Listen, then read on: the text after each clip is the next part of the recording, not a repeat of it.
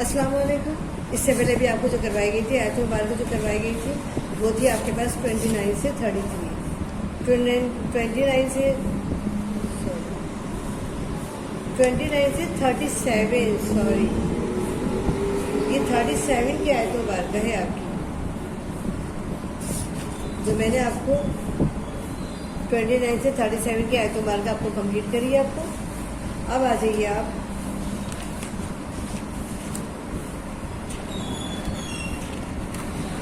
अब आ जाइए 38 से 44 की आयत मुबारक तक, ठीक है। 38 to 44 हम अब निकाल रहे हैं।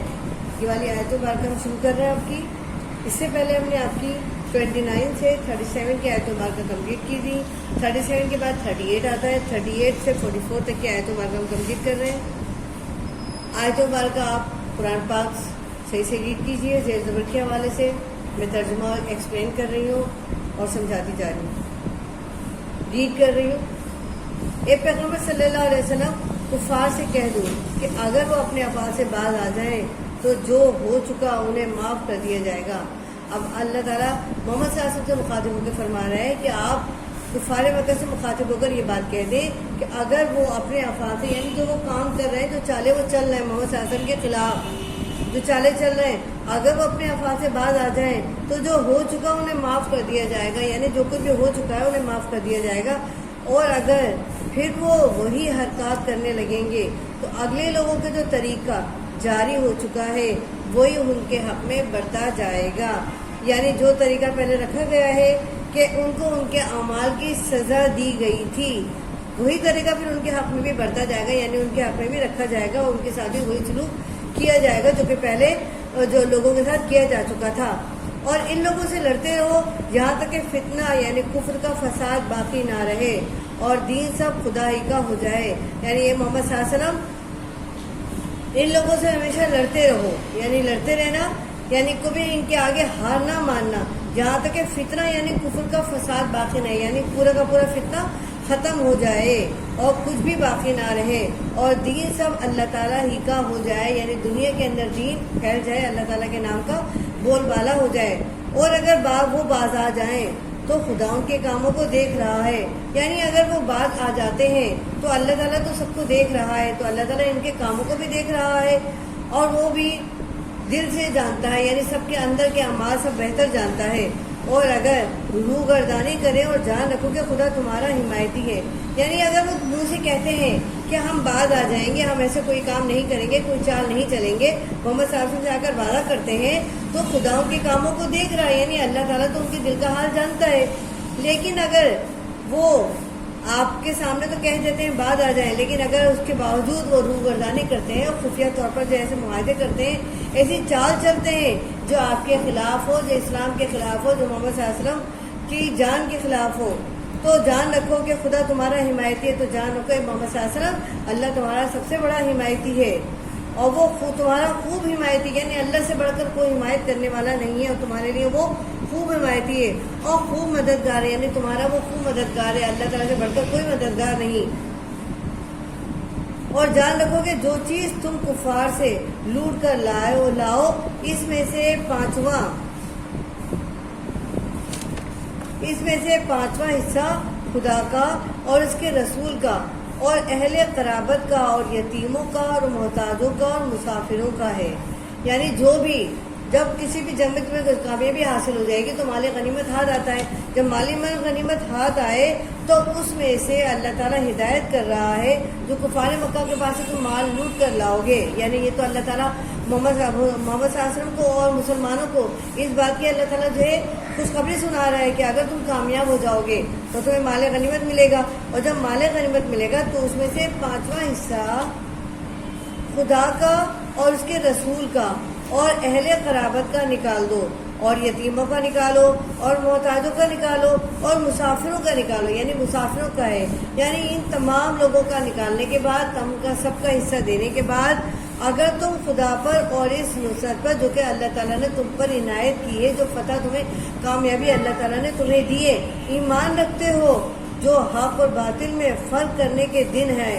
यानी जंग बदर में जिस दिन दोनों फौजों में मुठभेड़ हो गई اپنے بندے محمد صلی اللہ علیہ وسلم پر نازل فرمائی اور خدا ہر چیز پر قادر ہے. یعنی اللہ تعالیٰ مسلمان کو پہلے سے اس بات کی بشارت دے رہا ہے کہ اگر تمہیں کامیابی، جب تمہیں کامیابی اللہ تعالیٰ نصیب فرمائے گا، تمہیں فتح و کامرانی نصیب فرمائے گا حق اور باطل کے درمیان میں، یعنی کفار مکہ کے اوپر، تو اس دن کے لیے، اس دن کے درمیان میں فرق کرنے کے لیے، یعنی جنگ بدر والے دن، جس دن دونوں فوجیں جو ہیں آمنے، یعنی کفار مکہ اور مسلمان، یعنی اہل مدینہ کے ساتھ جو مسلمان حملہ کریں گے، مسلمان جو ان کے مقابلے کے لیے آ جائیں گے، تو اس دن دونوں فوجیں جو ہے آپس میں مٹ بھیڑ ہو جائے گی. تو اپنے بندے محمد صلی اللہ علیہ وسلم پر اللہ تعالیٰ جو نازل فرما رہا ہے، جو مہربانی نازل فرما رہا ہے، اب وہ اللہ تعالیٰ نازل فرمائے گا. اور کیونکہ خدا ہر چیز پر قادر ہے اور اللہ تعالیٰ جو چاہتا ہے وہی کرتا ہے. جسے کامیابی چاہتا ہے اسے کامیاب کرے گا، اور کامیاب اسے ہی کرے گا جو اللہ تعالیٰ کا فرما بردار بندہ ہوگا، جو حق پر قائم رہے گا، ایمان پر قائم رہے گا اور اللہ تعالیٰ کی باتوں پر اپنا دل سے ایمان رکھے گا، اسی کو اللہ تعالیٰ کامیابی نصیب فرمائے گا. اور جس وقت تم مدینے سے قریب کے ناکے پر تھے اور کافر بعید کے ناکے پر تھے اور قافلہ تم سے نیچے اتر گیا تھا، اور اگر تم جنگ کے لیے آپس میں قرارداد کر لیتے تو وقت معین پر جمع ہونے میں تقدیم و تاخیر ہو جاتی، لیکن خدا کو منظور تھا کہ جو کام ہو کر رہنے والا تھا اسے کر ہی ڈالے، تاکہ جو مرے بصیرت پر مرے اور یہ یقین جان کر مرے کہ، اور جو جیتا رہے وہ بھی بصیرت پر، یعنی یقین یعنی حق کو پہچان کر جیتا رہے. اور کچھ شک نہیں کہ خدا سب سنتا اور جانتا ہے. یعنی اللہ تعالیٰ کیا فرما رہا ہے؟ کفار مکہ کے حوالے سے بات کر رہا ہے اور مومنوں سے بات کر رہا ہے. محمد صلی اللہ علیہ وسلم سے اللہ تعالیٰ مخاطب ہو کر یہ بات کہہ رہا ہے کہ اور خدا اور جس وقت تم مدینے کے قریب کے ناکے پر، یعنی تم مدینے کے قریب تھے اور کفار بعید کے ناکے پر تھے، اور کفار جو تھے دور تھے، اور قافلہ تم سے نیچے اتر گیا، یعنی اس کے باوجود قافلہ جو تھا، یعنی تم سے پہلے جو ہے قافلہ جو میدان میں اتر گیا اور اسے اپنے خیمے نصب کر لیے اور وہ جنگ کے لیے تیار ہو گیا. اگر تم جنگ کے لیے آپس میں قرارداد کر لیتے، یعنی آپ مسلمان جو تھے آپس میں قرارداد کر رہے تھے، تو وقت معین پر جمع ہونے میں تقدیم و تاخیر ہو جاتی، یعنی جب تم جمع ہوتے تو تم سے تاخیر ہو جاتی. لیکن اللہ تعالیٰ کو، خدا کو منظور تھا جو کام ہو کر رہنے والا تھا اسے کر ہی ڈالے. یعنی اللہ تعالیٰ اس میں کوئی تاخیر نہیں چاہتا تھا، بلکہ جو کام ہو کر رہنے والا ہے اللہ تعالیٰ اس کو کر ہی ڈالنے والا تھا. اور اللہ تعالیٰ نے وہ کام کر ہی ڈالا، تاکہ اب کفار مکہ ہو یا پھر مومنین ہو، اگر مومنین غازی رہتے ہیں، جنگ کے اندر فتح یاب ہوتے ہیں، جو شہید ہوتے ہیں وہ بھی جان کر شہید ہو کہ وہ حق کے اوپر شہید ہوئے، اللہ تعالیٰ ان کے لیے بخشش کی جو ہے کامیابی عطا فرمائے گا اور ان کے لیے جنت کے راستے کھول دے گا، کیونکہ شہید کو کبھی موت نہیں ہے. لیکن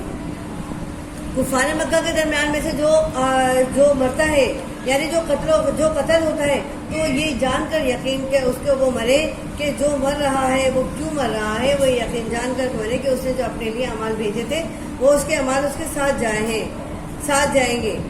تاکہ جو مرے بصیرت پر، یعنی یقین جان کر مرے اور یہ بات جان کر ہے کہ جو کر رہا ہے اس کی اسے وہی سزا ملی ہے، اور جو جیتا رہے وہ بھی بصیرت پر جیتا رہے، یعنی وہ یہ جان کر جیتا رہے کہ اس نے حق کو پہچان لیا ہے،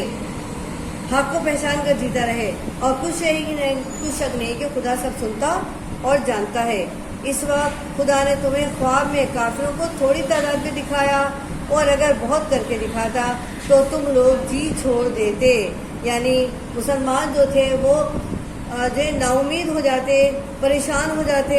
کہ ہم اتنے بڑے لشکر کا مقابلہ کیسے کریں گے. یعنی تو خدا نے مسلمانوں کے ساتھ کیا حکمت عملی اختیار کی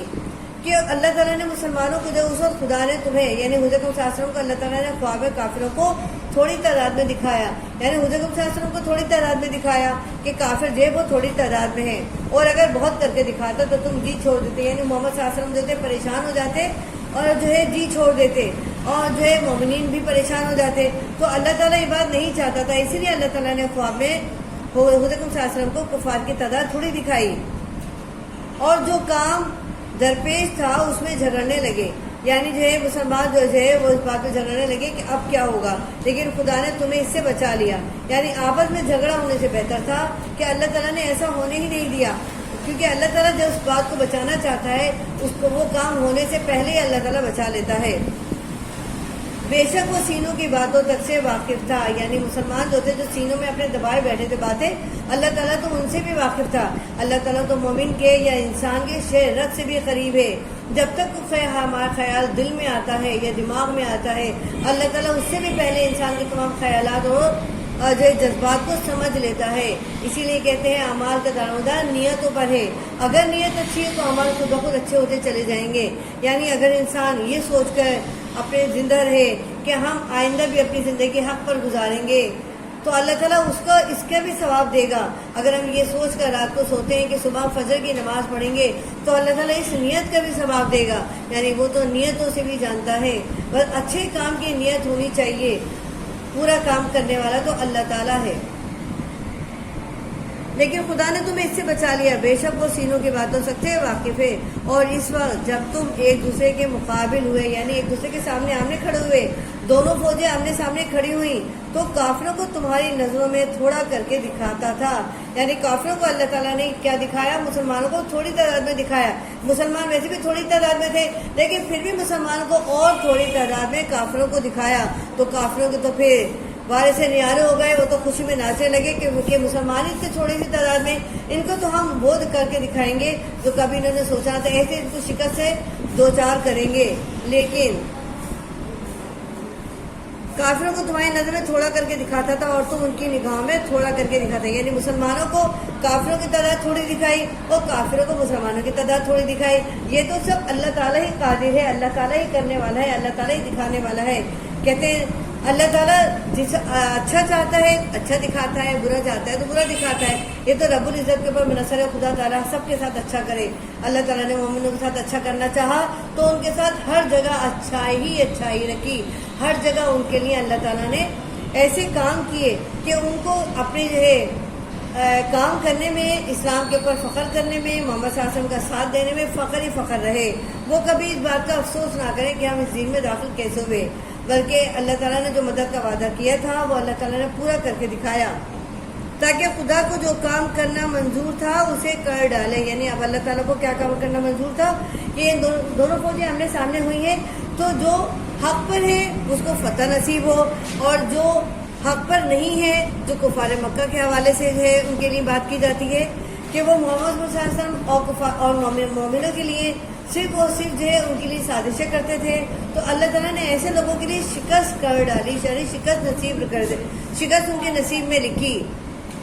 یعنی فتح جو ہے مسلمانوں کے نصیب میں لکھی اور شکست کافروں کے نصیب میں لکھی۔ جبکہ کافر ابھی یہ بات جانتے نہیں تھے، وہ تو اپنی تعداد، اپنے اسلحے پر، اپنے جو ہے تمام اس پر فیصلوں پر غرور تکبر میں مبتلا تھے، اپنی تعداد پر غرور تکبر میں مبتلا، اپنی دولت پر تھے، انہیں یہ پتہ ہی نہیں تھا کہ آگے کیا ہونے والا ہے۔ آگے کے بارے میں تو صرف اور صرف اللہ تعالیٰ کے علاوہ کوئی نہیں جانتا، یہ تو صرف وہ وحدہ لا شریک ذات ہے جو آنے والے واقعات کی خبر رکھتا ہے، اور سب کاموں کا رجوع خدائی کی طرف سے ہے۔ یعنی اگر اچھا کام ہوتا ہے تو وہ بھی اللہ تعالیٰ کی طرف سے ہی ہے، اور اگر اس میں کوئی برائی ہے تو پھر وہ اللہ تعالیٰ کی طرف سے، یا اللہ تعالیٰ کسی کے ساتھ برائی چاہتا ہے تو وہ کچھ سوچ کر چاہتا ہے، اور اگر کسی کے ساتھ اللہ تعالیٰ اچھائی کرنا چاہتا ہے تو وہ بھی کچھ سوچ کر ہی چاہتا ہے۔ جیسے کفار مکہ کے ساتھ برائی تھی، ان کو شکست نصیب ہونا تھا تو ان کو غرور تکبر میں مبتلا کر دیا،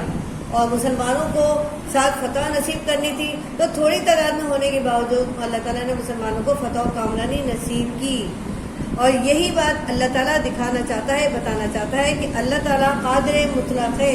ہر بات جاننے والا ہے، جسے چاہے کامیابی عطا کرے، جسے چاہے فتح نصیب جو ہے شکست نصیب کرے۔ یہ تو رب العزت کے اوپر منحصر ہے، وہ حکمت عملی سے کام لیتا ہے، کیونکہ اس وقت اسلام کا بول بالا کرنا ہے، مسلمانوں کو اللہ تعالیٰ کے قریب کرنا ہے، تو اللہ تعالیٰ نے کچھ ایسے کام کیے کہ مسلمانوں کا جو ایمان اللہ تعالیٰ کے اوپر پختہ ہوتا چلا گیا، اور پھر محمد صلی اللہ علیہ وسلم مومنوں کے ساتھ تھے تو پھر ان کے ساتھ برا ہونا تو ناممکن سی بات کی۔ اللہ تعالیٰ تو محمد صلی اللہ علیہ وسلم کو ذرا سی تکلیف دینا بھی پسند نہیں کرتا، تو پھر اتنی بڑی کامیابی کیسے نہ دیتا۔ محمد صلی اللہ علیہ وسلم اللہ تعالیٰ کے محبوب پیغمبر ہیں، محبوب خدا ہیں، اور جو محبوب خدا بن جائے اس کا تو اللہ تعالیٰ بیڑا پار کر دیتا ہے، فتح و نصرت سے کامیابی نصیب کرتا ہے۔ اور ایسے ہی